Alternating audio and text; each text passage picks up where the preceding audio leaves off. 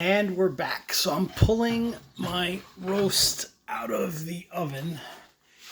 It's up here. Let me close this. Wait. Okay. So if you're following along, basically what I did was I took a 2 1/4 pound chuck loin, right? We dry aged it with a dry rub in the fridge for about 24 hours, right? Then I threw it into a 275 degree oven for give or take about 2 hours, right? So now it's time to take the temperature. So what we're aiming for is, I'm going for something between like a medium and a medium rare. So somewhere around like 150-ish is kind of what I'm looking for. And using this ThermoPro, great little digital thermometer, thermometer. I'm gonna open it up. And let's see if I can do this. I might need to use 2 hands. Hang on a sec. Just shove it in there. Okay, there we go. So 154, which is perfect. 154 is what I'm aiming for. That was a good, somewhere between medium, and medium rare. So if I look on the back again, go ahead and flip this. There we go. So there you go. So beef well is 170, beef medium is 160, beef rare is 145. So anywhere around like 150 is really what I'm aiming for. What I'm going to do now is I'm going to tent this with a piece of tin foil. Just get that on there. Just kind of loose, not really too, too overly tented.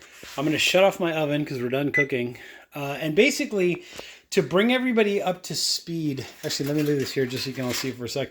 Basically, to bring everybody up to speed was we dry rubbed this, we threw it in the freezer, or we threw it in the refrigerator at 38 degrees Fahrenheit for 24 hours, right? Salt and pepper on the outside. You could use whatever dry rub you want to use or whatever your preference is or whatever. And then basically what I did was 24 hours later, I took it out, put it on a cooling baking rack so that air circulates all around it. Threw it in a 275 degree oven for 2 hours. I would say if you're going to cook at 275, I would say, you don't really need to open the oven every 2 seconds and do a temperature check. If you really want to do, an accurate reading of what's going on, get yourself one of these. This is a ThermoPro spike. Let's see if I can do this with one hand. Okay, there we go.